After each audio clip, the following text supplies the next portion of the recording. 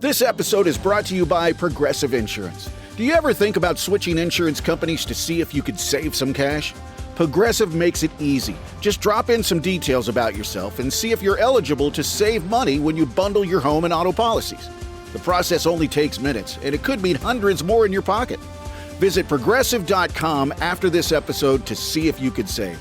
Progressive Casualty Insurance Company and Affiliates. Potential savings will vary. Not available in all states. This episode is brought to you by Indeed. Stop waiting around for the perfect candidate. Instead, use Indeed sponsored jobs to find the right people with the right skills fast. It's a simple way to make sure your listing is the first candidates see. According to Indeed data, sponsored jobs have 4 times more applicants than non-sponsored jobs. So go build your dream team today with Indeed. Get a $75 sponsored job credit at Indeed.com/podcast. Terms and conditions apply. Nervous? Yes. First time? No, I've been nervous lots of times.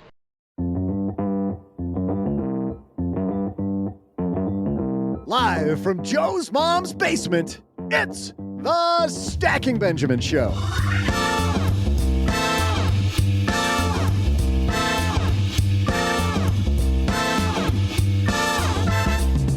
I'm Joe's mom's neighbor, Doug, and how about a rare Wednesday mentor?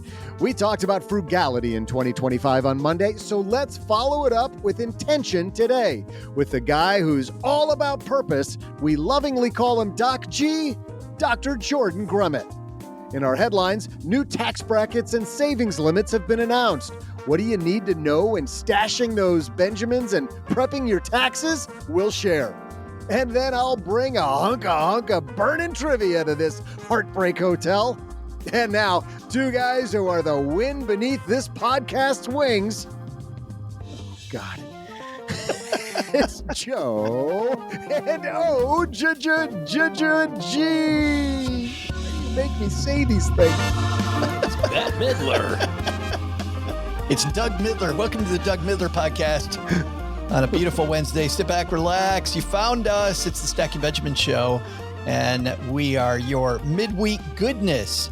This is a rare week, OG, because as Doug so eloquently said, begrudgingly said, we have somebody who's not the wind. We're not the wind beneath your wings. Certainly, Doc G, Dr. Jordan Grumet is here. We normally don't do mentors on Wednesday. That's our Monday feature.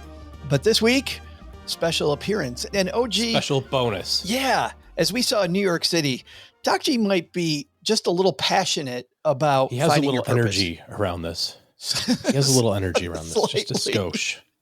Just slightly. And you know what? As he points out, you should too. And most of us, we're spending that energy in the wrong place. We're looking for these big, epic things in our life. And Doc G, I think, is going to help you relax. So, which is going to be great. Speaking of relax, how relaxed are you, OG, on, halfway through your first week back at work after the holiday fun? I wouldn't call it exactly relaxed. It's more of it's a haze from the day 7 or whatever number we're on of the detox. Like everybody goes through the first couple of weeks. When is quitting Friday? That's what I want to know. Like, when do I I saw the Apple commercial for an Apple Watch. They're like, the second Friday of January is quitting Friday. I'm like, yes, let's get there. When do I get to quit this nonsense? I quit quitting. To being unhealthy. You know what's going to happen on Sunday? By the way, do you guys know it? So January 12th. You know why January 12th is significant? What makes January 12th when significant? You lost your virginity? You're halfway through January already. Of course, Doug goes right for that. Yeah. No, I plan to, Doug. I plan to. Yes. Hasn't worked out any other year on January 12th. January 12th, statistically, I just read this last week, is the day when people give up on their New Year's resolutions. Oh, thank God. That's what I was talking about. I thought it was a Friday. It's like literally in 6 days. All right, I got this. I can make it 6 more days. It's actually 4 days, but who's counting? I'm going to have a bunch of carbs and a glass of wine. It's going to be amazing. Well, that's done. But it was fun for 11 days and whatever number of hours. Great. You made it. Well, I got to tell you that even if you give up on your resolutions in the next few days, you know what you're not going to give up on? And that's finding your purpose. Doc G is the host of the Earn and Invest podcast, our brother podcast, where he likes to have these deeper conversations about money, about life, and frankly, a lot about purpose. His first book was about how he discovered a lot about purpose from the dying. He's a hospice doctor by trade. And in this book, he's not going to talk about the dying as much as lessons he's learned from living, and a lot of research, just a really, really well-researched book he's written on the topic. By the way, the top of this book, this book has been referenced in two different places. Christine Benz from Morningstar, one of the most respected people in the personal finance space, had a book in September that was really good. She interviews Doc G about his findings from the Purpose Code, what he's going to talk about today. And that's one of the chapters in her book. And on the top of this book, Morgan Housel is a guy that writes the blurb on the top of the cover of the book. Yeah, Doc G doing some great work here, and you're about to hear it on today's show. But before we got that, this show is free because of some sponsors that pay for it, so you don't have to. So we're going to say hello to them, and then a rare Wednesday mentor, Doc G. I can't say anything. Wow. Man, what's going on? I got a case of the Doug's going on right now. It's not so easy, is it? Doc G, a.k.a. Dr. Jordan Grumet, talking about purpose. Dell PCs with Intel Inside are built for the moments you plan and the ones you don't. They're for those all-night study sessions, the moment you're working from a cafe and realize every outlet's taken, the times you're deep in your flow and can't be interrupted by an auto update. That's why Dell builds tech that adapts to you. Built with long-lasting batteries so you're not scrambling for an outlet, and built-in intelligence that makes updates around your schedule, not in the middle of it. Find technology built for the way you work at Dell.com/Dell PCs. Built for you. In business, there is no room for guesswork. Every shipment matters. Every deadline counts. And when you're trying to keep operations running smoothly, the last thing you need is uncertainty. That's why reliability is at the core of USPS Ground Advantage. From the moment your package is first scanned in, it moves through a secure nationwide network, aiding in a timely and accurate delivery. You get near real-time tracking so you can keep up with your shipments. And with affordable upfront pricing, there are no hidden fees or surprise surcharges to throw off your cost sheets. It all adds up to predictable deliveries you can depend on, because knowing your logistics are handled lets you focus on everything else, your customers, your team, and the future you're building. Visit USPS.com/Ground Advantage to start shipping with confidence. USPS Ground Advantage. We mean business.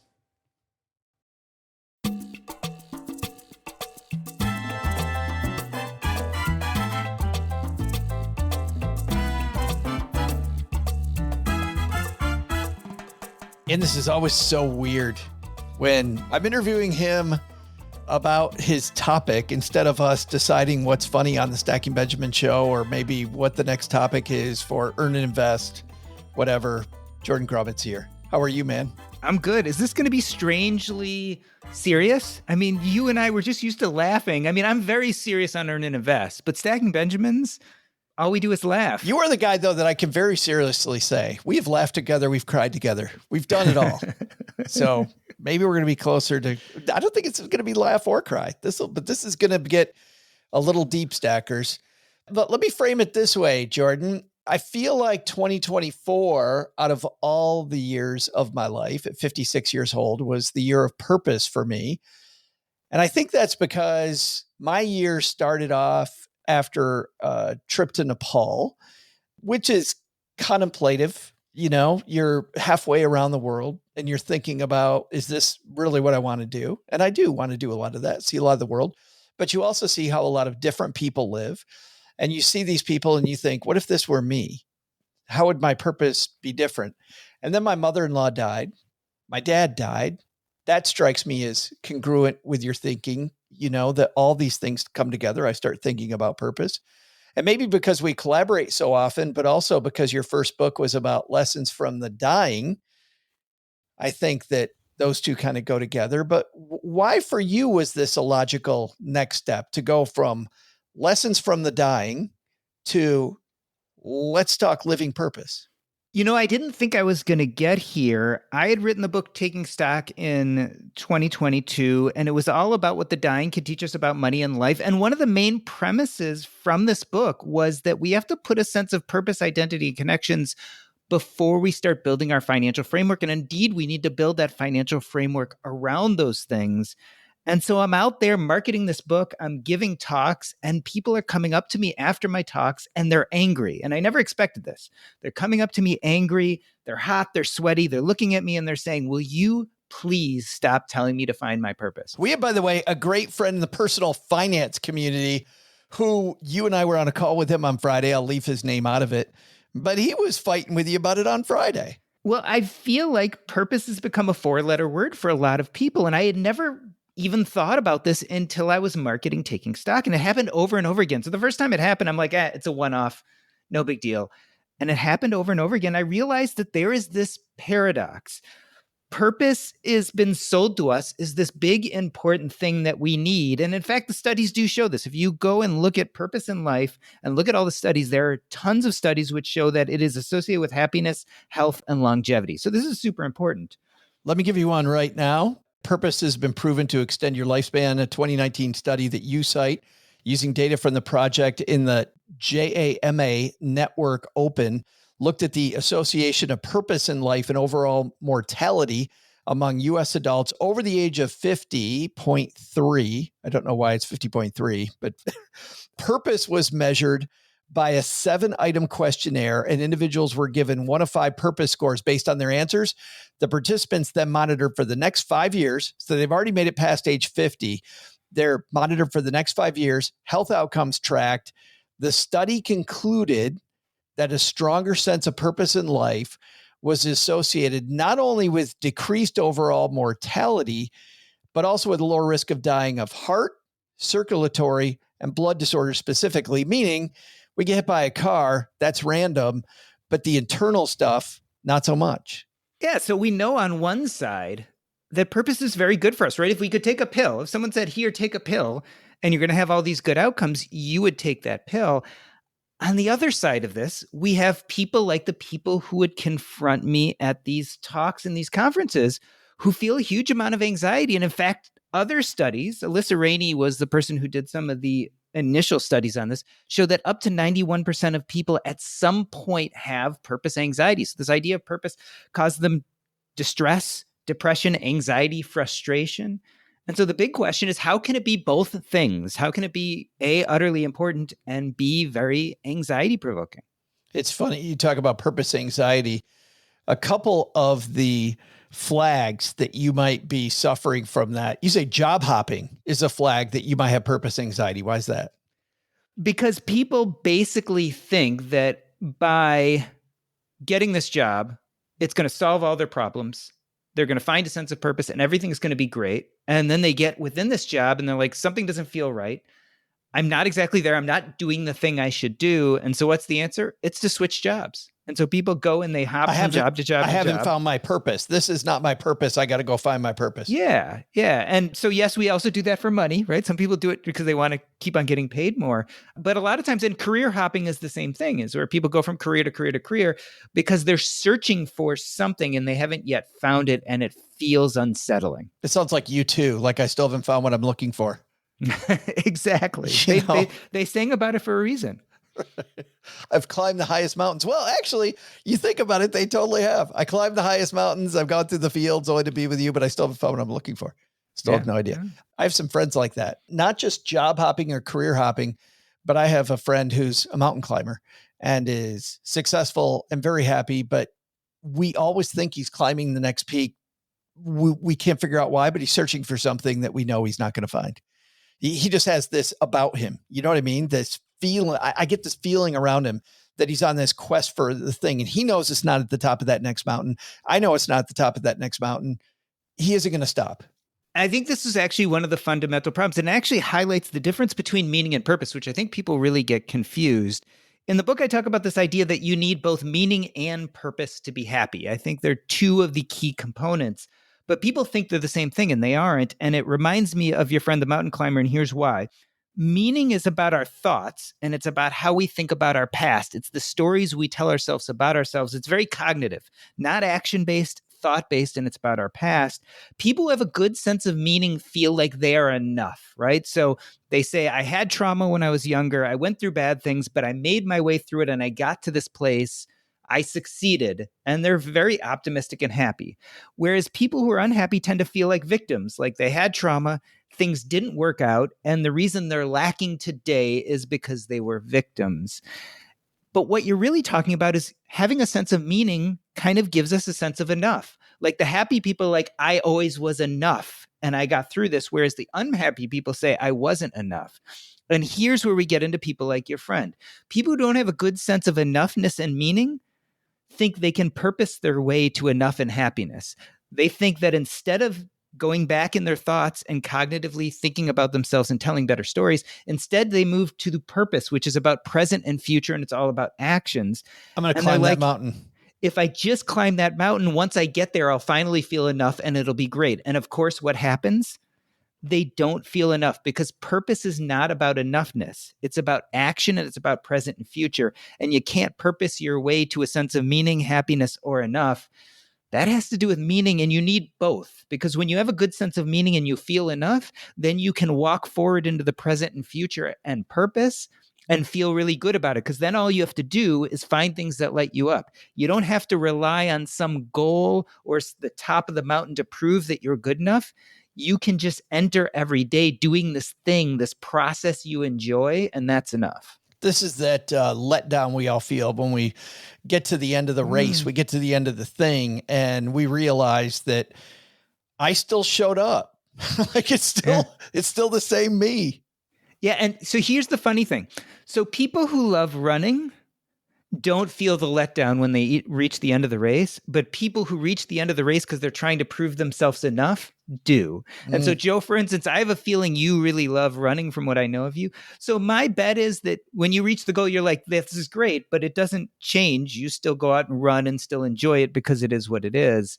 But people who are doing it just to reach the goal, they'll find that they spend a lot of time doing things they don't like. So 90% of your time you're spent doing things you don't enjoy to get to those few minutes or hours where you're really rejoicing in the goal. And then it dissipates and you're like, now I have to hit the next goal.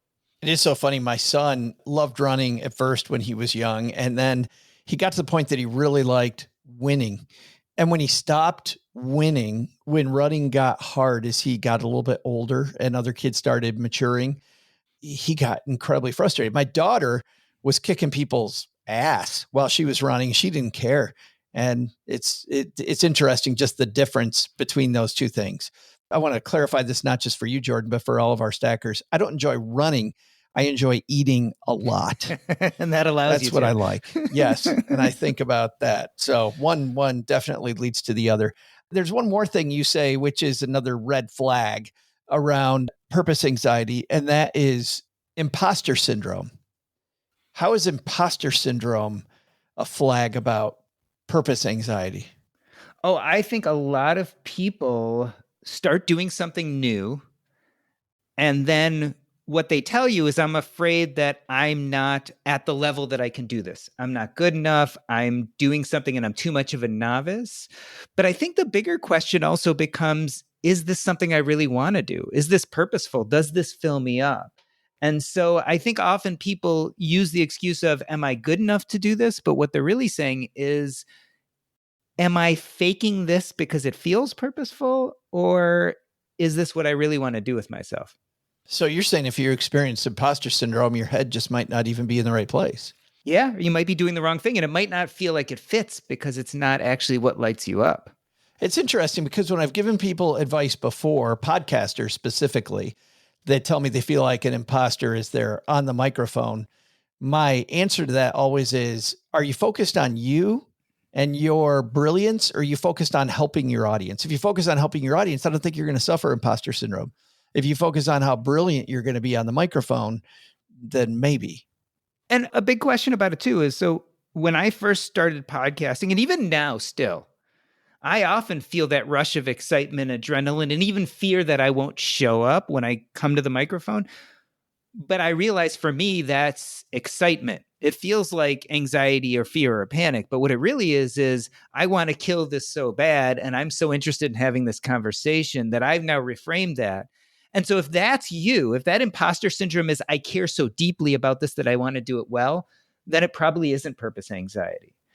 But if it's I don't belong here and this doesn't feel right and I feel like I'm being a fake, it may just be purpose anxiety. You begin. You know how much I love stories. Heck, you love stories. We bond over that. I love stories. Yes. Let's tell some stories. You start off with a great story from Julia Child, which, speaking of food, one of my favorite. Anytime we can talk about a chef, I'm like, I'm in. That's a good place to start. Tell us about Julia Child. Well, she is a great example of purpose. She had a long storied career before she even discovered food. I mean, she worked for the CIA making this crazy concoction that they were actually trying to feed to sharks so that they wouldn't eventually attack service members. And so that was as close to cooking as she got. And she was kind of adrift. She tried writing a book. It didn't work. And she was traveling with her husband who worked in the Foreign Service. She ends up in France. She eats this French cuisine and like a bolt of lightning realizes, I want more of this in my life. Right?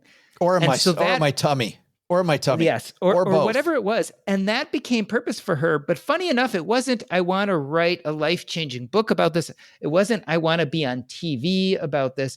It was, this lights up my soul. And so she went and pursued that. And she went to the Cordon Bleu and actually failed her first test. She started writing what would be one of the most famous cooking books out there. And it took her 10 full years.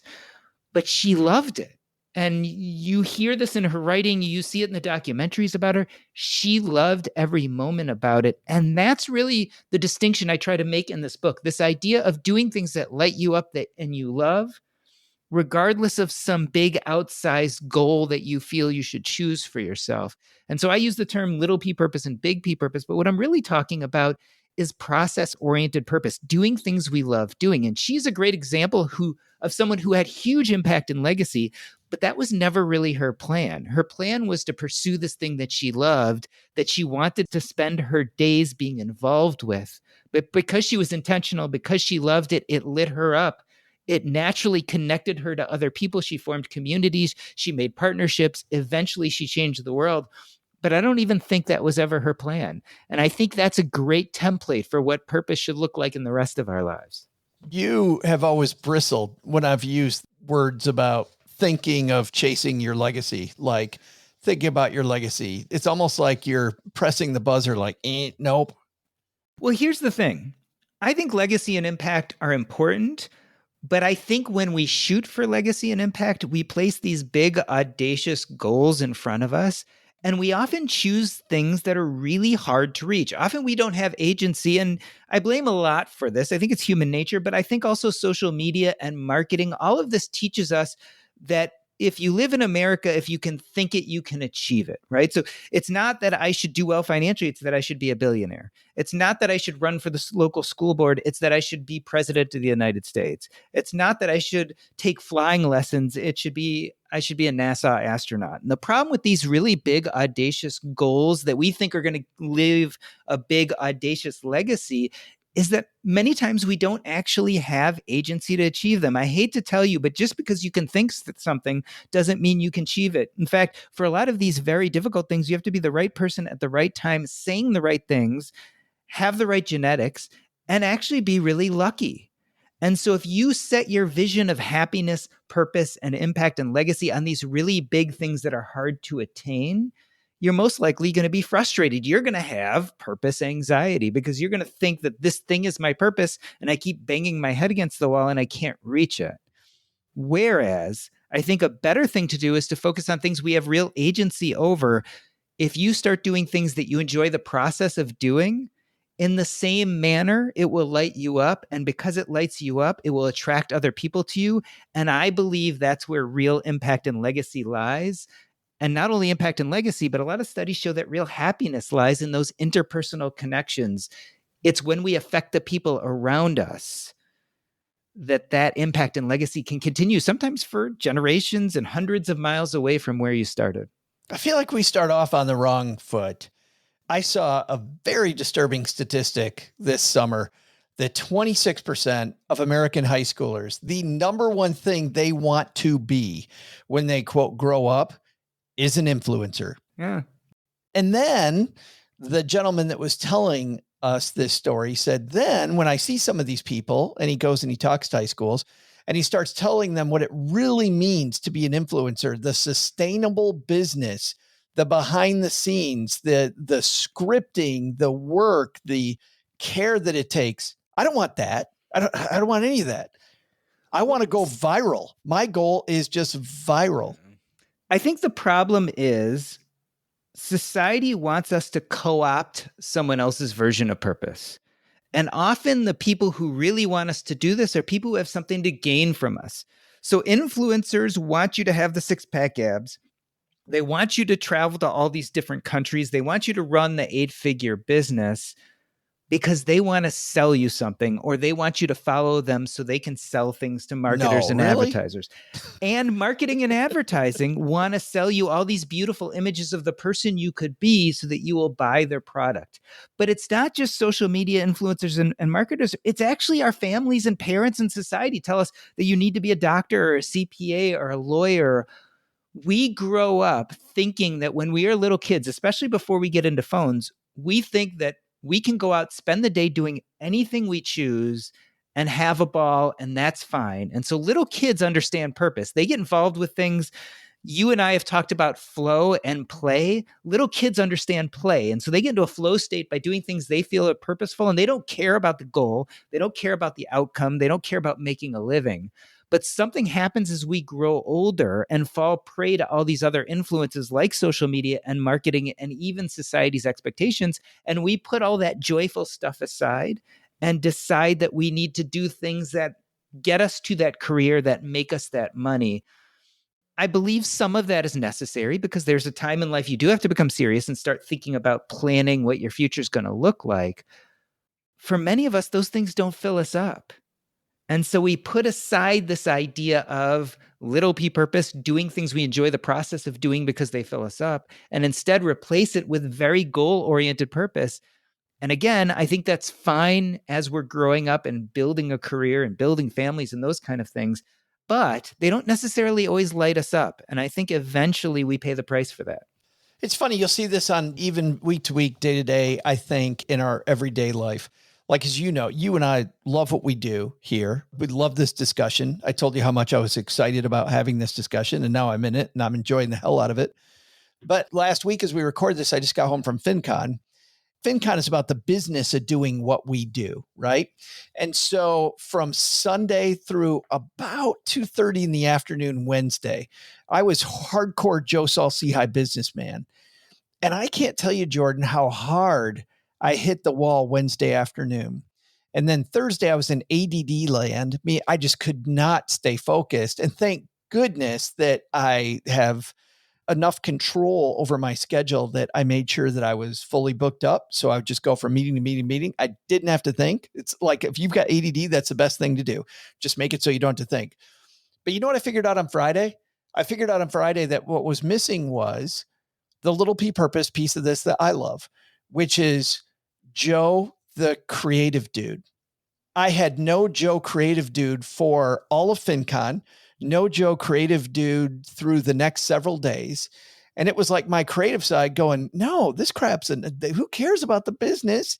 You should be having these discussions, be having fun. You should be, writing scripts and doing the stuff that really lights you up. So it may not crash your career, but it still can crash your week.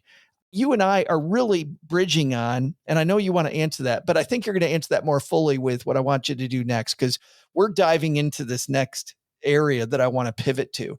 But the way we get there, I think, Jordan, is through another great story. And this story is the story of your friend Roman. Tell me who Roman is. How did you meet this guy, and what a character he seems to be? Roman is a guy who changed my life, and I don't think he ever meant to. So Roman, That's what you say about me, isn't it? all the time.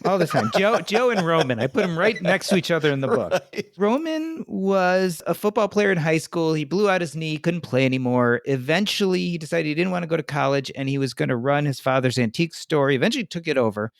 And in that antique store, basically, he would refinish furniture, things like that, and then sell it in his shop.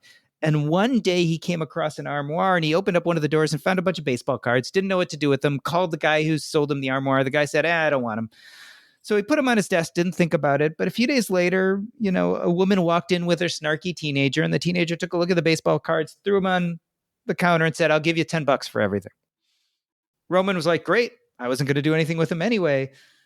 Teenager gives him the $10, spreads them out, points to 2 or 3 cards and say, these alone are worth $100 each. The whole total, like these three cards are worth $100. But still, yes. Yeah, it was 10x. Instead of being angry, Roman was enthralled. And just like Julia Childs, we talked about before, he felt this inkling, this beckoning that something important was happening here.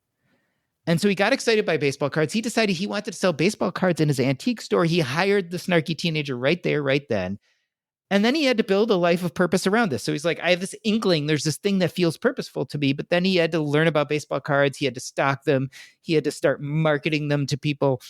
But over the years, he did that. And in fact, ended up selling more baseball cards than antiques, although that was never his plan. He just really enjoyed this. You said this antique store is full of baseball card aficionados. Yeah. And what happened is he created a community of kids like me. Now, at that time, my father had died when I was 7. I had a learning disability. I didn't have a lot of friends. I didn't have a community. I didn't have a place to be on Saturday afternoons, but all of a sudden I did. And I would go into Roman's store and there would be friends there. And if I had a bad day, he'd give me a free pack of baseball cards and we'd open it. And many, many kids like me found a community there.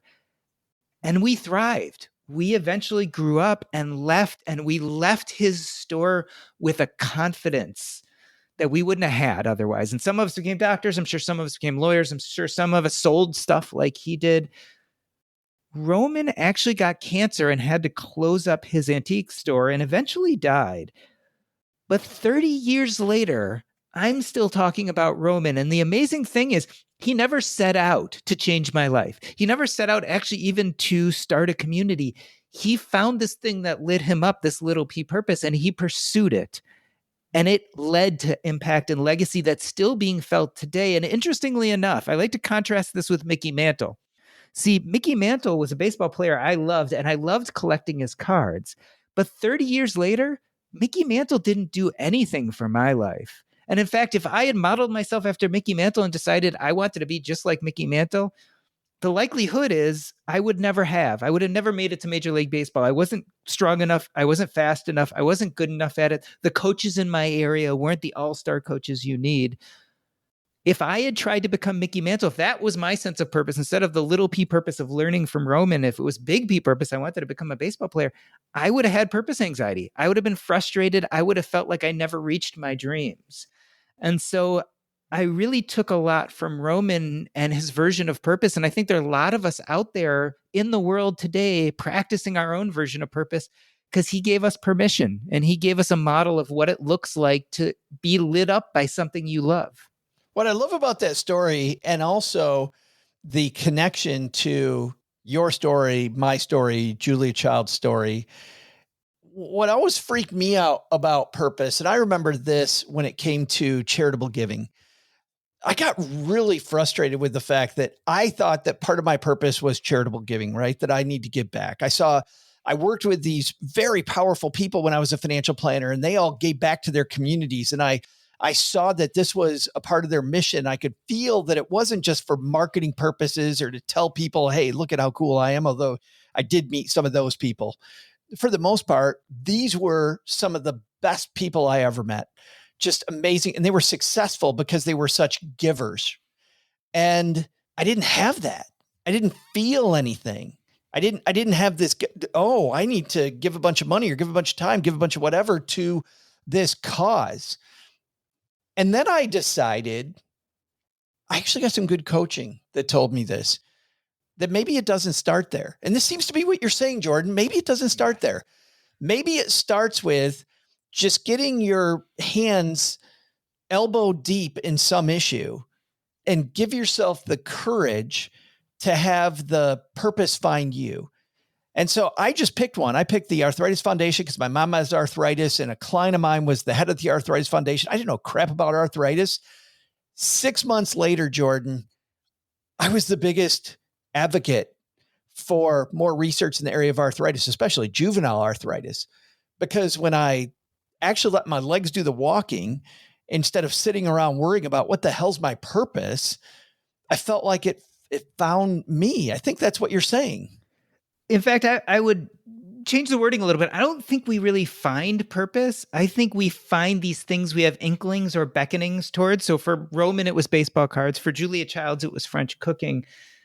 So I think we find these inklings and beckonings, but what we really do is we build or create a life of purpose. And so the key here is, and I think this is where people get things wrong, if you find what lights you up, you are going to impact and change the world and help other people. You are going to shine brightly, and like a moth to the flame, people are going to be attracted to you. People who want to collaborate, people who know things so want to teach you, people who need to learn things so they want you to teach them. And that's that interconnectedness. I mean, Joe, you and I are a great example. You and I are both lit up by podcasting, by creating, by getting involved in what to me was Little P Purpose, which was podcasting. I eventually attracted to meet people like you, right? And you said, aha, that guy, I have something I can teach to. And because you and I both dug the same thing, and you saw me and you're like, oh, he's lit up by this, I want to get involved in that. And I saw the same in you, and you're like, oh, he loves teaching this thing, and this is something he's really good at. But you and I now can collaborate together and create things that help people. So it's not just about me and you. It sounds selfish in the beginning. It's like Little P Purpose. Find what you enjoy the process of and what lights you up. It's all about you. But in the end, you create something much bigger than you that can go out there and change the world. And I think that's the basis of all of this. It's the cheat code. It's the easy way, as opposed to what most people do is create these big audacious plans and then chase most of their life doing things they don't like doing in order to get there. Well, I'm glad you said that you brought that up, because there's another piece that you draw attention to that I think we need to shine a light on, which is this idea of permanence. You make a big point that what lights you up today, I think part of the reason people get anxiety is we think this has to be forever.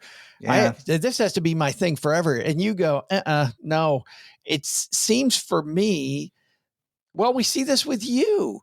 I feel like you used to really get lit up by your work as a physician.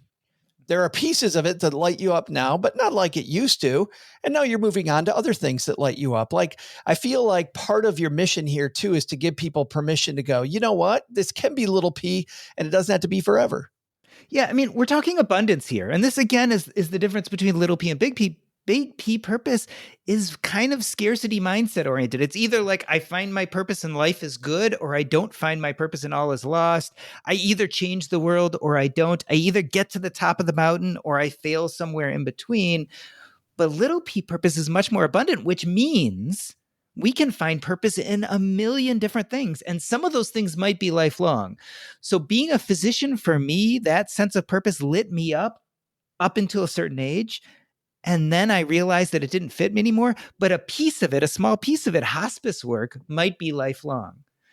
Whereas podcasting has now become a huge part of my purpose.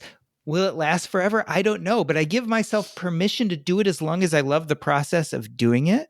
But the cool thing is that, this might have been where you were going. But the cool thing is you're also giving yourself permission to go, you know what? I'm done. It's not filling me up anymore. And if it gets to that point, and here's what I think really is the lesson, and I can't say this any more clear. I know from being a physician, from seeing people die, I know that we have a set period of time in this world. Yes, we can do things like exercise and not spoiler smoke. alert. Yeah, we can exercise and not smoke and wear seatbelts, and we might have slightly more time than if we didn't do these things. But you have a set period of time on this earth, and you can't buy it, you can't sell it, you can't trade it, you can't do anything but control the activities you're involved in as time passes. And so I like to look at these as time slots. Call it days, weeks, months, years, hours, whatever you like to call your time slot. Winning the game is filling those time slots with as many things as you love and getting rid of as many things as you loathe. So what do you love? I call it little p purpose. It's doing the thing that puts you in flow, that makes you feel good, that makes you feel like life has meaning and that you're impacting people and making connections. And so it behooves us to constantly reevaluate, to look at our calendar and reevaluate the calculus of how many hours are we spending doing things we don't like and how many hours are we spending things we do like. And so little p purpose is abundant and it's changeable, and you can have one or many versions of it. That version can feel like it's changing the world, but it doesn't have to. And you can switch from time to time as long as you're looking at your calendar and you're progressively getting better. So when you're 25 years old, you might spend more time doing things like work that you don't love in service of a later you, or making money, or doing whatever you need to do. But the older you get, you want that calendar to get better and better every year. Every year you want it to be filled with more that you love and less that you loathe. And the way we do this is we develop a sense of love for doing things that light us up. We think about these inklings, these beckonings, what I call purpose anchors, and then we actively build a life of purpose around them. And it's only as good as it serves you, and it's fine to pivot the minute it stops serving you. Jordan's latest project is called The Purpose Code: How to Unlock Meaning, Maximize Happiness, and Leave a Lasting Legacy. And Doc G, it's available everywhere. Jordan, man, thank you so much for being our mentor today. I super appreciate this. I appreciate this work. I appreciate all your work, and obviously appreciate your collaboration on all of our projects. It has been a blast not only working with you, but having the privilege of being your guest today. Hey there, stackers. I'm Joe's mom's neighbor, Doug. And have you ever wondered about some of those unexplainable things in life? We've all heard about the Kennedy-Lincoln coincidences, haven't we? For those people who've locked themselves off social media, first, congrats. And second, listen to these facts. It's going to blow you away. First, Lincoln and Kennedy both have 7 letters in their names. Second, both were elected to Congress in a year that ended in 46. Third, both of their assassins were born in the same year, had 3 names, comprised of exactly 15 letters. I mean, and the list just keeps going on and on. Well, listen to this one I discovered just today. Elvis Presley also had some weird coincidences, and they stem from today's date. Get this, Presley was both divorced on this date and born on this date. I mean, what are the odds? How could anybody have seen that coming? Like everything, it's a mystery. Science can't explain it. One mystery will end today, though, the answer to today's trivia question. What woman was a star on the film The Naked Gun and TV show Dallas, was the woman Presley divorced, who also later was the person most responsible for growing the family fortune after Elvis died? I'll be back right after I tie up these blue suede shoes. I know Elvis wasn't the first one to sing that song. I just have to tie him up, all right? Why does everything have to be a tie-in? You're thinking too much. You're listening to this podcast, so I know you've got a curious mind. Here's a helpful fact you may not know yet. Drivers who switch and save with Progressive save over $900 on average. Pop over to Progressive.com, answer some questions, and you'll get a quick quote with discounts that are easy to come by. In fact, 99% of their auto customers earn at least 1 discount. Visit Progressive.com and see if you can enjoy a little cash back. Progressive Casualty Insurance Company and Affiliates. National average 12-month savings of $946 by new customers surveyed who saved with Progressive between June 2024 and May 2025. Potential savings will vary. You didn't start a business just to keep the lights on. You're here to sell more today than yesterday. You're here to win. Lucky for you, Shopify built the best converting checkout on the planet. Like the just one tapping, ridiculously fast acting, sky-high sales stacking, champion of checkouts. That's the good stuff right there. So if your business is in it to win it, win with Shopify. Start your free trial today at shopify.com/win. Did you know Fast Growing Trees is America's largest and most trusted online nursery with thousands of trees and plants and over 2 million happy customers? Whether you're planting fruit trees, adding privacy, brightening things up with flowers, or bringing in houseplants, Fast Growing Trees has it all. Even better, they can help you find options that are right for your climate, your space, and lifestyle. Click Order Grow. Every plant arrives healthy with the Alive and Thrive guarantee straight to your door. So if you're ready to get planting, this is the moment. Right now, they have great deals on spring planting essentials, up to half off on select plants. And listeners to our show get 20% off their first purchase when using the code WWO at checkout. That's an additional 20% off. Better plants and better growing at fastgrowingtrees.com using the code WWO at checkout. Fastgrowingtrees.com, code WWO. Now's the perfect time to plant. Let's grow together. Use WWO to save today. Offer is valid for a limited time. Terms and conditions apply. Go to growingfasttrees.com for details.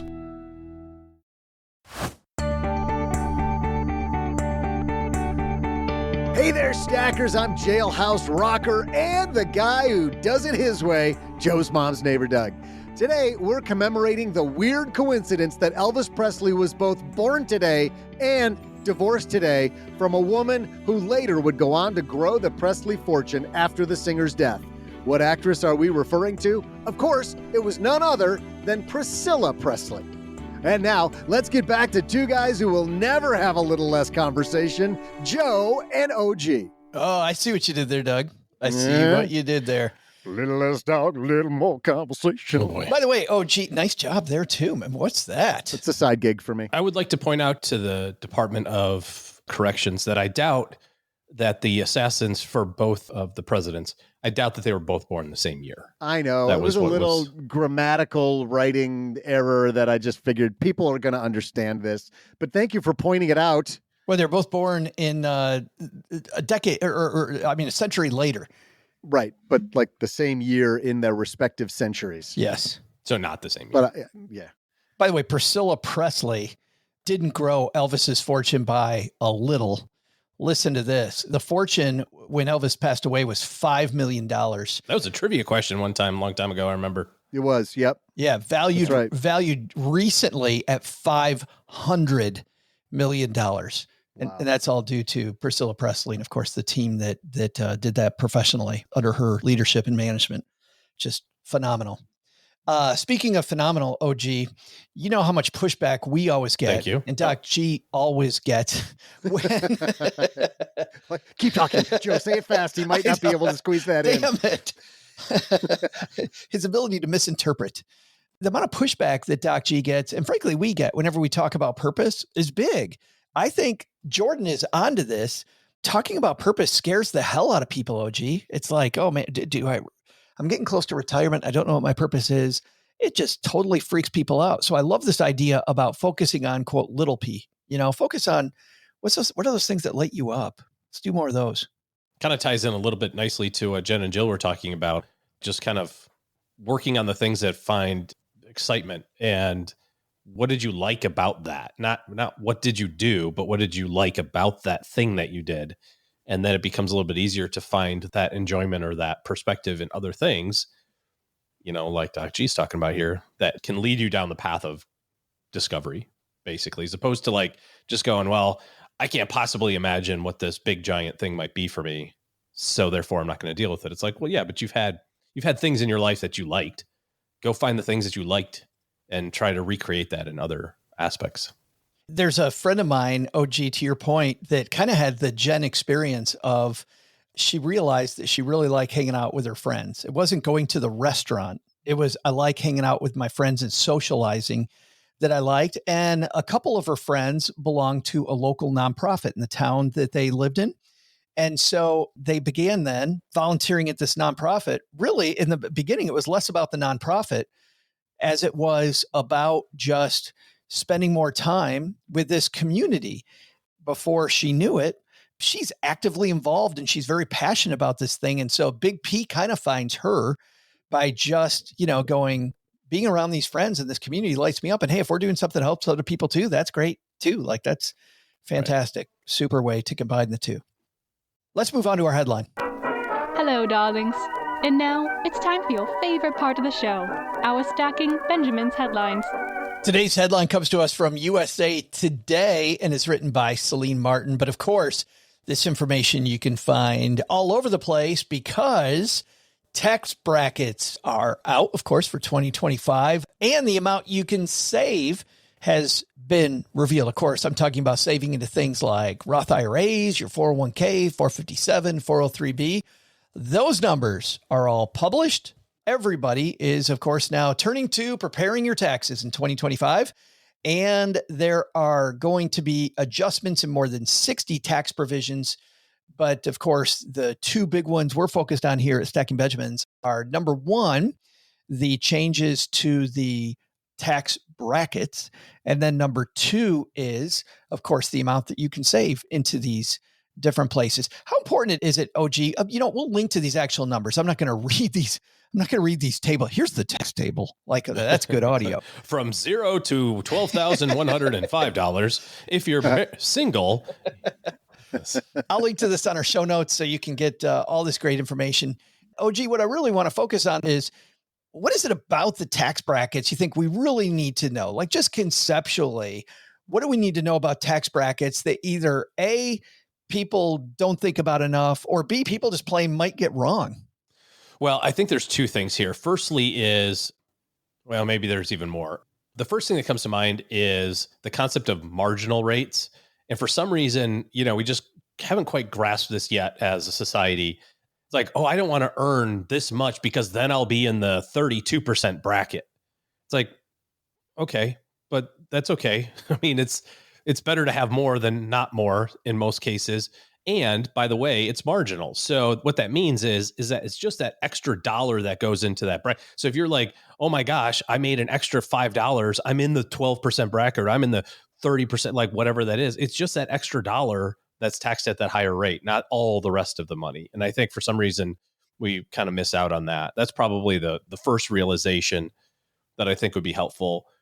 The second thing around savings and investing is it doesn't take a lot of time, but I believe if you haven't sat down and done the math on your saving, let's say that you're maxing out your 401k or you're going to max out your Roth this year, it requires you to make a little bit of a change to get that number evenly distributed. If that's your plan, if your plan is, I'm going to put the same amount in every paycheck to get there, or the same amount every month to get to my Roth max or whatever, you have to make that change to account for the fact that it's gone up a little bit. It went up with IRA contributions. It went up with your 401k. It went up with your HSA by a little bit. So like all of these require like little tweaks, unless your income is so high that you can put a percentage in and still max it out. But in most cases, you still want to spread it out throughout the whole year, unless your company is for sure doing a what's called a true up in your 401k. Because a lot of companies, if you stop putting money in, they stop putting money in. So if you're like, oh, I got a big bonus in February, I'm going to take all that money and put it in my 401k right now. If your company doesn't do a true up at the end of the year, you're going to miss out on all that contribution that you would have gotten had you distributed it evenly throughout the year. So I think it just takes a little bit of time so there's not a surprise, at the end of the year. But statistically, if you do have the cash, and I know a lot of people get excited about this, which is cool. If you do have the cash, you can do all the money in your Roth IRA right now. You can put all the money in your HSA right now. You can put all the money in your 401k right now if your company does that calculation, like I mentioned. And statistically, you're still dollar cost averaging. You're just doing it on an annual basis, not on a weekly or monthly basis. So don't let that dissuade you. And, you get the whole year of that money invested, which in theory makes it worth more. I like the idea of simplicity. Joe, you and I have a friend who on the first of every year pays all of his bills in advance for a year. Wow. Like he sits down and goes, I know that I paid the electrical company last year $500 a month. I paid them $6,000. I'm writing them a check today for $6,000. So I don't have to, there's no mental energy expended in doing that. And I know a lot of people are going, wait a second, that's ridiculous. Letting the water company or letting the, electrical company or letting your mortgage, he doesn't have a mortgage, but you get the idea. Letting all these places hold on to your money for a year. And in his mind, the stress of not having to pay bills for the whole year is way better than the stress of oh my gosh, I'm going to lose out on $600 of interest. So if you can simplify things, if you can make it from a decision standpoint, that I think that's super helpful. Back to the taxes. People get stressed out about taxes. Don't. It's just a calculation. I think the best time to do your tax calculation is going to be in the third quarter wait for the year to kind of start getting going. Now's not the time to, I mean, you can do it, but I wouldn't put a lot of energy in trying to plan your tax strategy for 2025 right now. Let the year happen, get into July, get into August, see where you're at, see how your job situation looks like. Maybe you got a pay raise, maybe you got a bonus. You can sit down on the IRS website and do some calculations. It still gives you 5 or 6 months to catch up, if you're a little behind, but that's how I think about it anyway. Knock out the big decisions that you can do once. Don't worry about marginal brackets and do an in-depth calculation, maybe 1st of August. Your bias when it comes to saving, and we'll get to how savings rates have changed in 2025, because they have, not in every type of account, but they have in some that I think is going to excite some of our stackers. But is your bias toward pre-tax or the Roth, just generally? Yeah. Yep. That is my bias. Correct. My bias is yes. Your bias is all the above. My bias is saving. I mean, here's the thing. There's no way to predict what the future tax rates are going to be. And for the last 25 years... Well, that's why my bias is toward the Roth, OG, is just that one statement right there. I got it. I understand that completely. And I would also submit to you, for the last 25 years, we've been told that the economy and there's obligations and Social Security is going to force more taxation, blah, blah, blah, blah, blah. I don't know this for a fact, and I could probably, somebody can go back and fact check this. I don't know that tax rates have manifestly changed in the last 25 years that I've been doing this. Do you think that they have? I don't know. It doesn't seem like they have. They definitely ebb and flow, and there's good, depending on whose, administration it is. But I don't know that we're sitting here with staring down the barrel of a 50% tax rate at some point in time, because they've been saying it for 25 years. That doesn't mean it's not going to happen, but there's some reasons to do pre-tax. For example, your FAFSA contributions, if you have to do a FAFSA, pre-tax 401k contributions help you on the FAFSA. Roth 401k contributions do not. I don't know why. It seems pretty stupid to me, but maybe it's because with the Roth, you can get at that money. So they're saying, hey, this money's gettable. I mean, everything's gettable, I suppose, at some level. Anyways, I think there's more to it between pre-tax and Roth than that. And what I prefer to see is a pretty reasonable distribution between the 3 different buckets, right? Pre-tax money, after-tax money, and Roth money, tax-free money. And the more you have in an evenly distributed bucket, the more that you can arbitrage that when it comes time to take that money out. See, the big play with pre-tax and Roth is if I can pay taxes today, it's basically the timing of the taxation, right? If I can say with a high degree of certainty that I'm going to be able to take this money and pay a lower tax rate in the future, or I'm going to pay a low tax rate today as opposed to the future, that's the gamble that you're making. But if you have some flexibility there, let's say that you have a bunch of money in pre-tax, a bunch of money in Roth, and a bunch of money in after-tax. Now, when it comes time for your distribution in retirement, you can play the game of going, oh, well, I'm going to take some of my money from this bucket at 12%. I'm going to guarantee that I'm getting the low tax rate on this versus trying to guess on what's going to happen. So given the opportunity, I'd probably diversify it to make sure that we've got some balance. But you'll be plenty wealthy with $10 million in your IRA and $10 million in your Roth. Nobody's going to complain about either of those things. The thing I like about that argument is the fact that I think a lot of people play this game, not really a game, but they think about this as if it's an either or discussion. It doesn't have to be either or. It can be and, right? You look at the nature of improv, and now improv is yes and this. And the fact that I think that you can do both surprises a lot of people. And this isn't just around IRA contributions, 401k contributions, TSP, whatever it might be. This is around a lot of financial decisions in life. The answer can be and.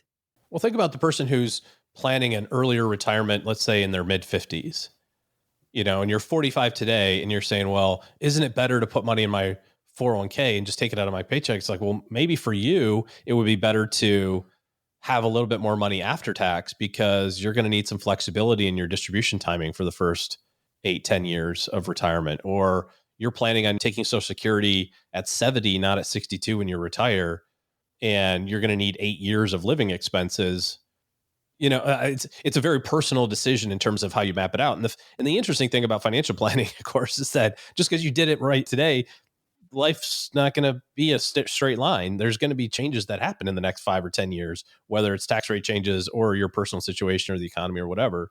So it's an ongoing debate and change. We've changed our contributions in our life from pre-tax to Roth and back and forth year after year, largely just to kind of keep that balance the way that I want it so that I've got the flexibility when it comes time for distribution. And for the first 20 years of my life, I didn't have an option for a 401k, a Roth 401k. So it was like literally trying to play catch up. And now that we've kind of caught up again, now I'm just trying to balance it out because the employer matching contributions are traditional or pre-tax. So you know what I mean? Like we change it year to year, and there's no right or wrong answer to any of this. If you save $70,000 a year in your accounts, if you're married and you can both participate in 401ks and HSAs and Roths, it's like, it doesn't much matter where the money goes as long as it's invested. You'll be fine. If you want to see the tax control triangle that OG is referencing and keeping some balance in the different types of accounts that you have, you'll find that at stackingbenjamins.com/tax triangle. And we have that there and it's free. So take advantage of that resource if you're still a little confused about how that works. But it very much is, once you grasp that we're looking at taking a bird in the hand today and giving yourself flexibility for the future, is really what that tax control triangle is all about.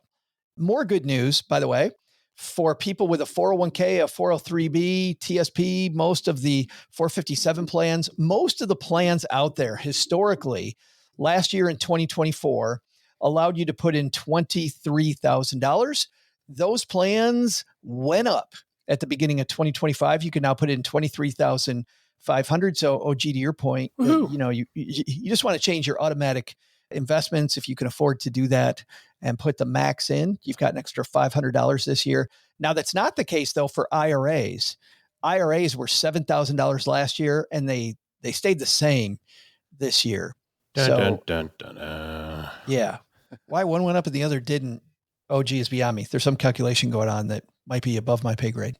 You think that somebody did some calculations on that? Oh, that's nice. Wait, you think they actually thought about it?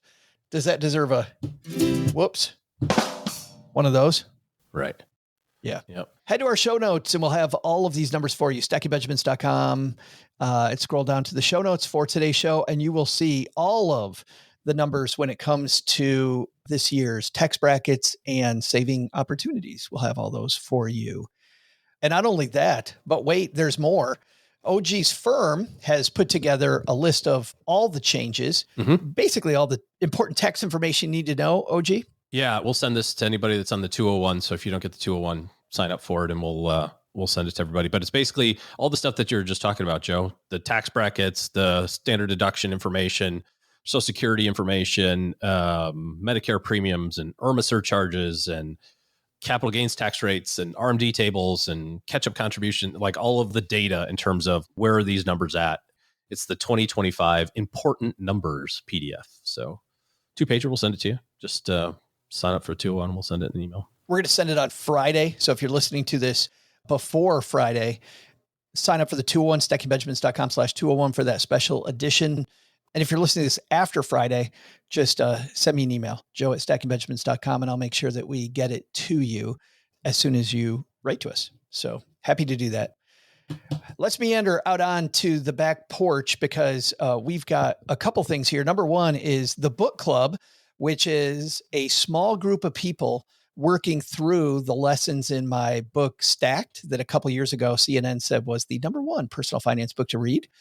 These are a list of achievements where you're building your financial plan and you work with me and a small group of people over 10 weeks, live 90-minute sessions to achieve your financial goals, get your financial plan in order for 2025 at stackingbenjamins.com/book club. We call it the book club because we're diving into the book. It's not for everybody. It is definitely a small group.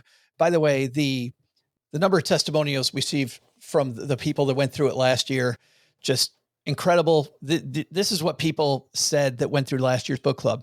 We've looked at different aspects of our finances for a long time, but never took a comprehensive view of things and made sure we had all our bases covered. Walking through this hysterically funny and informative book with the author himself was incredibly meaningful. The lessons were for us individually. We got coached directly and we had a support group to cheer us on. It was the best way to make a positive and lasting change. Can't recommend it enough. Another person said I was skeptical if this class would be helpful to me or not, but decided to give it a try. Turned out to be a great decision. I'm improving my budgeting skills, my mindset, but the best part was the part on investing. I think the changes I made will really be helpful down the road as I'm better diversified and have lowered my fees too, ready for whatever financial storm's headed my way. Those are just a couple of them. It's stackingbenjamins.com/book club. We're going to get going at the end of the month. So sign up before all the places are gone. That's, I think, what I had. Doug, we got anything else in the back porch? I don't think we do this week. Yeah, actually, Joe, we do. First of all, I got to say, under the errors and omissions section of our magazine, we've got to say that in our last episode, we talked and thanked Nate Banner for pointing out the name of the sci-fi movie called In Time. But since has been brought to our attention that 25 hours prior to Nate saying that in the basement, another great basement dweller, Eric Lee, pointed out that if anyone's curious about the movie OG referenced, it's called In Time. And then he used AI. He had to, kick it up a notch. He used AI to summarize it. It's a movie where people literally have a clock on their arm counting down their lifespan, and time is used as currency. Essentially, you can spend your remaining life to buy things. Yeah, nice job, Eric. We gave half credit there, Doug. Right. But not to Eric. So thanks, Eric, and apologies. But we also had some great reviews. We have, I think, one reviewer very likely plays for the Detroit Lions because his name is JMO. JMO Fauchot. But I think it's pretty clear that's a star receiver. Probably. Or I bet we get lots of Detroit Lions. Professional people listening to the show.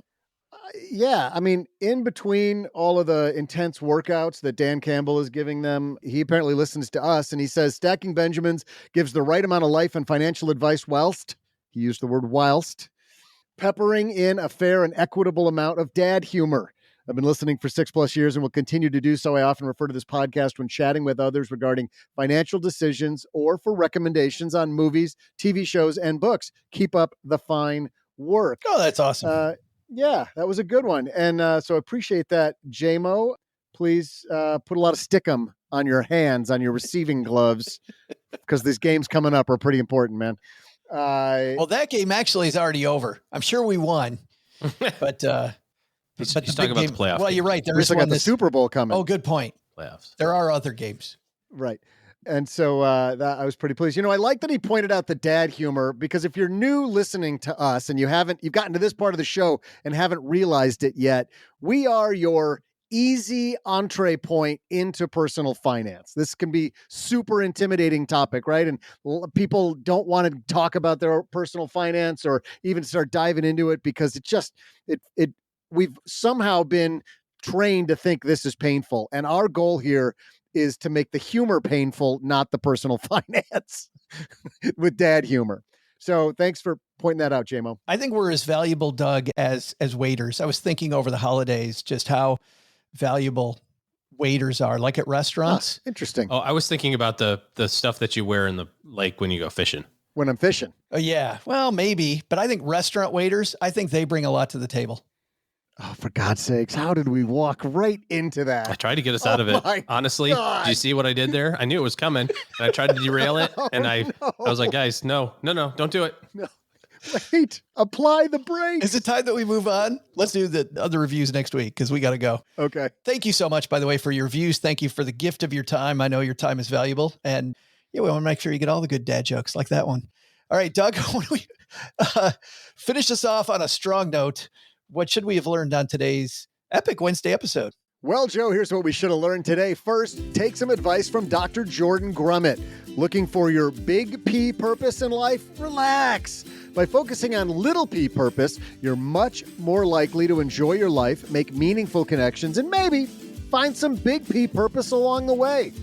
Second, tax brackets? Think about optimizing for flexibility in your plan, not to squeeze every last cent out of the tax man's pocket this year. Future you will thank you. But the big lesson? Want a bigger, better 25? Come to Texarkana and buy your buddy Doug some Sizzler. Oh, God.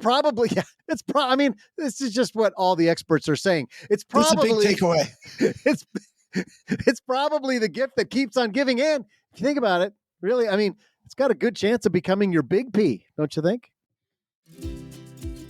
Thanks to Doc G for stopping by. You'll find his book, The Purpose Code, wherever books are sold.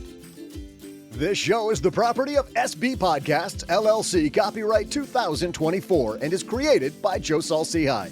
Joe gets help from a few of our neighborhood friends. You'll find out about our awesome team at stackingbenjamins.com, along with the show notes and how you can find us on YouTube and all the usual social media spots. Come say hello.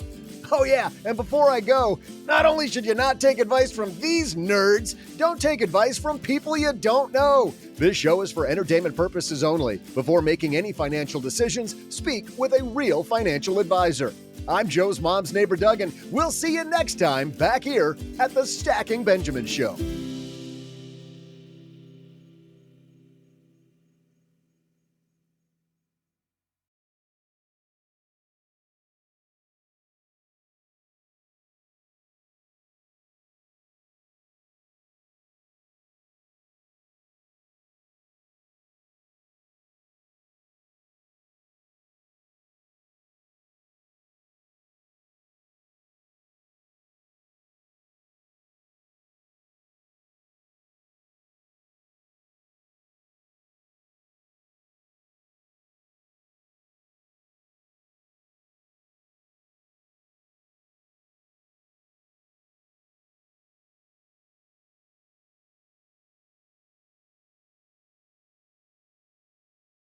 Oh, gee, we're going to talk about gifts?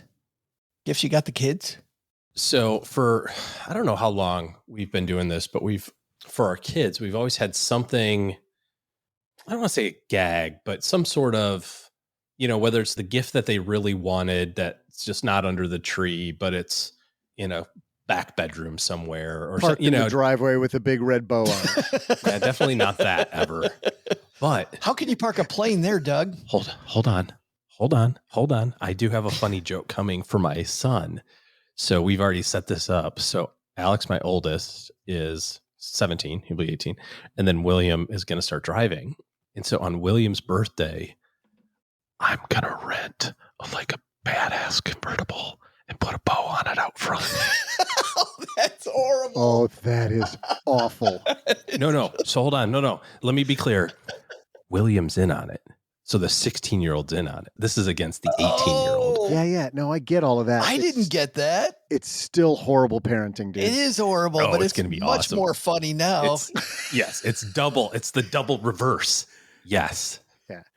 And little brother this is the best part of his year. It's a gift you're giving to William because just there's watching nothing the better. meltdown that will happen. Nothing better. Gonna be, for we a need little it brother. filmed in 4K, with 32 angles. So in light of that, we do just different things throughout the year like that and just have fun. And so this year, one of the gifts that my kids have gotten in the past is a stack of lottery cards. I'll just go to the convenience store and buy, 5 $1 tickets, 2 $2 tickets, and a $5 ticket or whatever, and just stuff them in their stocking. And so I did that. And it was pretty obvious that I was literally out in the dining room ripping them up. But I also ordered from Amazon these. And you say, you can buy lottery tickets from Amazon? Yes, sir, you can. What? That are guaranteed Really? winners. What? Guaranteed winners. Oh, Guaranteed I see where this $1 billion is going. Oh, winners. my God. And the kids are all competitive. That's fantastic. Yeah. And it's a $20 one. So it's whoa, this is a $20 ticket. This is the big mammer jammer, And the kids are all competitive. And we try to figure out, Lisa and I were talking about it, how are we gonna hey, everybody, let's and I said, no. The best way is to just pay it no mind. Just let them take, and then when they scratch them off, they scratch them off. Well, it kind of evolved into, hey, there's nothing else to do right this second. Let's do our lottery ticket. So it was perfect. All the kids were sitting at the table. So I get my phone out and I set it up perfectly. I had the spot already set up that I was going to do. And they're all going through, oh, I got a $1 winner. Oh, I got a $2 winner. Oh, I didn't win anything.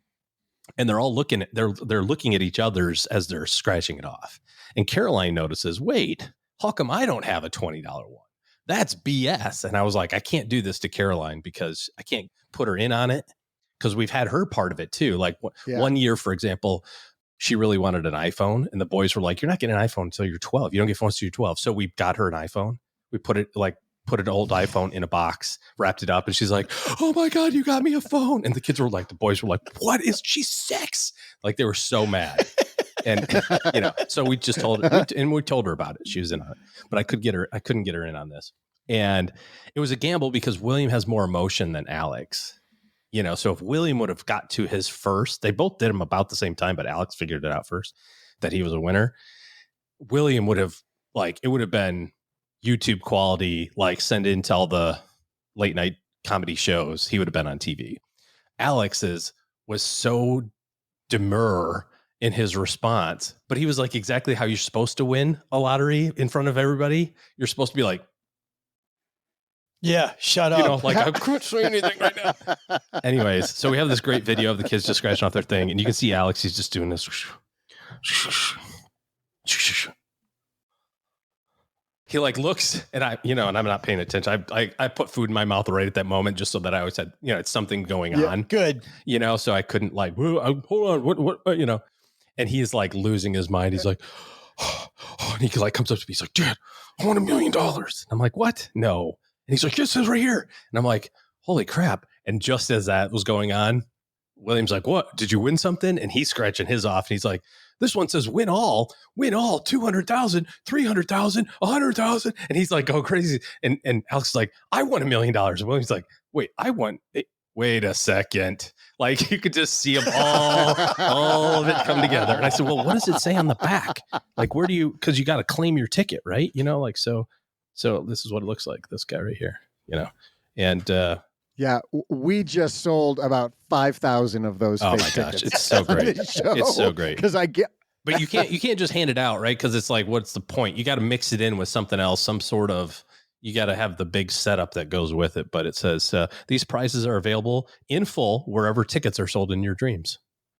In your dreams. Yep. It says just in little tiny print so nobody sees. Oh no, it's legit. Like it looks just like the back of a lottery ticket would. That's great. The other one I like that I saw on social media, guys, I like the ones where they take grandma and they wrap up stuff from her house and they take turns giving it to her. Oh, that would be. And then like the first one you all see in the video, grandma's like, oh, I've got one just like that. And then the second thing, she's like, yeah, that's a coincidence. And by the fourth one, she's like, I think somebody's stealing from me. That would be good. I think next year we're going to do that to Mom. Yeah. I think that'll be great. I like Get that. all that on video. So we like to do these little things along the way and have some fun. And that was a hoot, quite the hoot for. I can't wait to see the car. Oh, dude, it's going to be great.